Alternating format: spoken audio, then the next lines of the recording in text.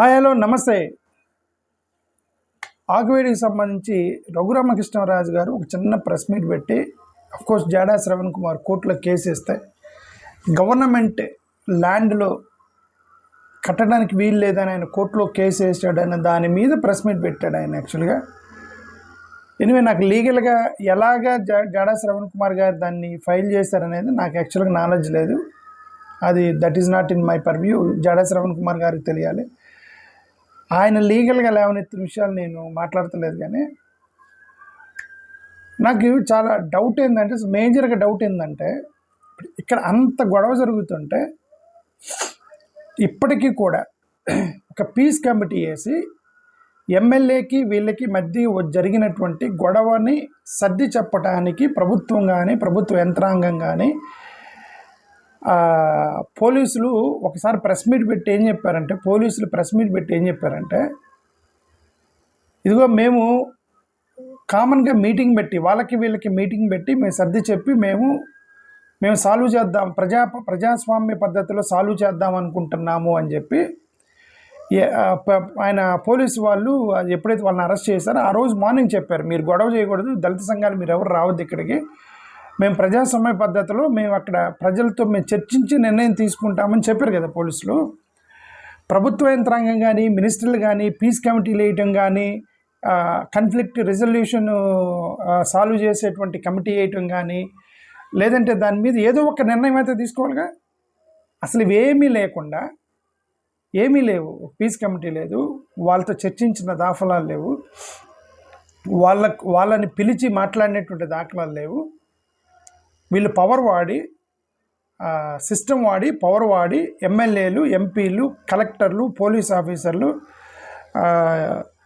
వీళ్ళందరూ కూడా ఎవరు కూడా వాళ్ళతో చర్చించినటువంటి ఇన్ఫర్మేషన్ లేకుండా వీళ్ళు లీగలైజ్ చేసుకుంటూ బలవంతంగా రామాలయం కడతానికి ప్రయత్నం చేస్తున్నారని ఇప్పటికి మీకు అర్థమైంది. నాకు అర్థమైంది, అది మీకు అర్థమైంది లేదు, నాకైతే అర్థమైంది. ఓకే, నేను ఇప్పుడు కూడా నా బాధ ఏంటంటే, నేను ఎందుకు వీళ్ళకి సపోర్ట్ చేస్తున్నానంటే, వీళ్ళకి ఆకువీడిలో ఉన్న వాళ్ళకి ఎందుకు వాళ్ళని చర్చించడానికి పిలవలేదు, వాళ్ళతో శాంతి చర్చలు ఎందుకు చేయట్లేదు, వాళ్ళని కన్విన్స్ చేసే పద్ధతి ఎందుకు పెడతలేదు, బలవంతంగా వ్యవస్థలను వాడి ఎందుకు చేస్తున్నారు అనేది నాకు పెద్ద సమస్య. ఓకే, నేను అందుకే అనేది ఏంటంటే, పాపం వాళ్ళని వీళ్ళందరూ వ్యవస్థలను వాడి తొక్కుతున్నారు అనేటువంటి ఫీలింగ్లో నేనున్నా, అందుకని నేను వాళ్ళకి సపోర్ట్ చేస్తున్నాను. ఓకే, రెండోది రఘురామకృష్ణరాజు గారు ఇందాక ప్రెస్ మీట్ పెట్టి రెవెన్యూ డిపార్ట్మెంట్ ఇచ్చిన సర్టిఫికేట్ ఉంది, నేను ఒకటే మాట్లాడుతున్నా, లీగల్గా అది జాడా శ్రవణ్ కుమార్ గారు మాట్లాడతారు. ఎందుకంటే నాకు కూడా కన్ఫ్యూజన్ ఉంది, జాడా శ్రవణ్ కుమార్ గారు మరి అక్కడ గవర్నమెంట్ ల్యాండ్లో ఎట్లా కడతారు అని అంటే, మరి అది పబ్లిక్ ప్రాపర్టీస్ ఆ ల్యాండ్ రఘురామకృష్ణరాజు గారు చెప్పారు, అది వాళ్ళిద్దరు చూసుకుంటారు. నాకు కూడా కొంచెం కన్ఫ్యూజన్ ఉంది కాబట్టి నేను కామెంట్ చేయట్లే. బట్ నేను దేని మీద కామెంట్ చేస్తున్నా అంటే, రఘురామకృష్ణరాజు గారు చేసింది ఒక సర్టిఫికేట్ చూపించి, ఇదిగో రెవెన్యూ డిపార్ట్మెంట్ కన్ఫామ్ చేసింది 1932 ఆ డాక్యుమెంట్లో గుడి అని ఉంది, ప్లస్ ఏమంటారు ఈ మెయిన్ గేట్ ఎంట్రన్స్ మీద రామాలయం అని ఉంది అని చెప్పేసి రఘురామకృష్ణరాజు గారు ప్రెస్ మీట్ పెట్టి చెప్పారు. ఇందాక ఆ ఒక్క పాయింటే నాకు డౌట్. ఫస్ట్ ఆఫ్ ఆల్, రామాలయం కానీ ఏ స్కూల్ కానీ ఏ గుడి కానీ పైన గేట్ మీద ఎంత రాసిందని that is not the legal point, that is only observation, that is not legal document. రామాలయం అని రాసింది సార్ అనేది లీగల్ డాక్యుమెంట్ కాదు, దట్ ఈజ్ అన్ అబ్జర్వేషన్. ఆ తర్వాత వచ్చి ఎవరు రాసి ఉండొచ్చు. ఓకే, అడంగల్లో జనరల్గా రెవెన్యూ డిపార్ట్మెంట్లో జనరల్గా అడంగల్లో పహాని 1B రిజిస్టరు సెటిల్మెంట్ రిజిస్టరు ఇట్లాంటి పదాలు రాస్తారు తప్ప ఇట్లాంటి వాటిలో అడంగల్లో కానీ 1B రిజిస్టర్ సెటిల్మెంట్ రిజిస్టర్లో ల్యాండ్ క్లాసిఫికేషన్ రాస్తారు. ఎట్లా లైక్ పోరంబోక్ ల్యాండ్, ఇనామ్ ల్యాండ్, అజైన్ ల్యాండ్ ఇట్లా రాస్తారు.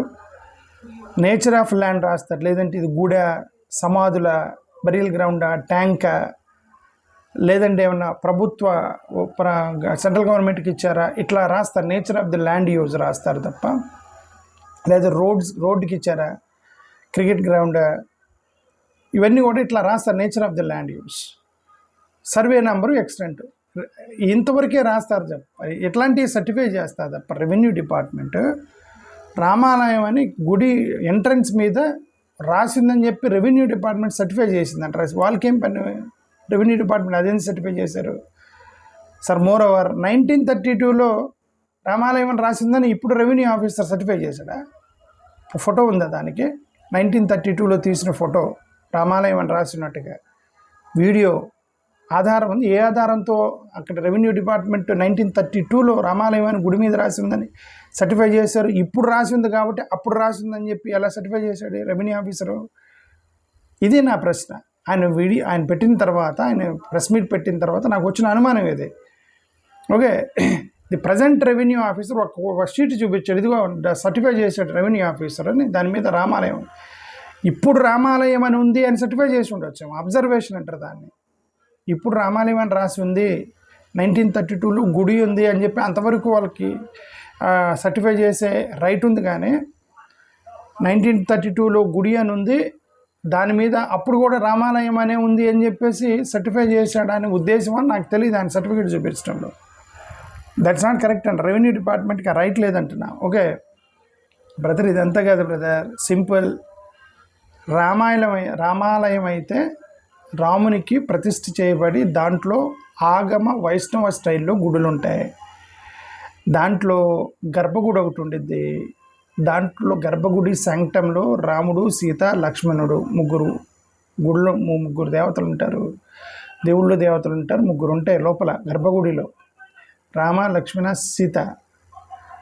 కొద్దిగా బయట ఆంజనేయునికి సంబంధించినటువంటి ఏదో విగ్రహం ఏదో పెడతారు. జనరల్ స్టైల్ ఆఫ్ రామాలయాలు. ఓకే, ధ్వజస్తంభం ఉండిద్ది అక్కడ, ఫ్లాగ్ పోస్ట్ అంటారు, ధ్వజస్తంభం ఉండిద్ది అక్కడ, మండపం ఉండిద్ది, పూజ చేసేటువంటి ఐడియల్ పూజ అనేది ఉంటాయి అక్కడ. అవి ఏమీ లేవు అక్కడ. చిన్న ఒక సత్రం తీసుకొచ్చి రామాలయాలు పెట్టారని చెప్పి వాళ్ళు అడుగుతున్నారు. ఇంకా ఎందుకు బ్రదర్ దీని మీద గొడవ? వాళ్ళతో శాంతి చర్చలు చేయమంటే ఎన్ని? నేను అందుకే చెప్తున్నా, ఇది ప్రశ్న. ఇది గుంతెలమ్మ గుడి జనరల్గా వాళ్ళు ఇవన్నీ ధ్వజస్తంభాలు, వైష్ణవ గర్భగుడిలు ఇవేమి ఉండవు పాపం. లేదు, చిన్న రూమ్ కట్టుకొని దాంట్లో అసలు ఫస్ట్ ఆఫ్ ఆల్ గొంతెలమ్మకి గుడి లేదని చెప్తున్నారు కదా. గొంతెలమ్మ అనే దానికి అసలు గుడి లేదు, గుడి వాడరు, ఊరికే ఆ రోజు పండగ చేస్తారు. అందుకే గతంలో సత్రము, ఆ సత్రంలో చేసేవాళ్ళు మొత్తం కూడా అది గొంతెలమ్మ గుడికి సంబంధించినటువంటి ఆనవాళ్ళే మొత్తం ఉన్నాయి. వ్యవస్థలను వాడి పాపం వాళ్ళ గ్రౌండ్ లెవెల్లో ఉన్న వాళ్ళతో శాంతి చర్చలు చేయకుండా, సమాధానాలు చేయకుండా, వాళ్ళకి అన్యాయం చేసి, పాపం షెడ్యూల్ క్యాస్ట్ మానవాళ్ళకి అన్యాయం చేసి మీరు అక్కడ ఇదంతా కూడా ఆపరేషన్ తోటి మీ పలుకుబడిని, మీ ఆధిపత్యాన్ని, మీ యొక్క పవర్ని వాడటమే తప్ప ఏమన్నా ఉందా బ్రదర్? అది అదే వాళ్ళని చూస్తే బాధతో మాట్లాడితే రోజు నేను వాళ్ళని చూసి బాధ.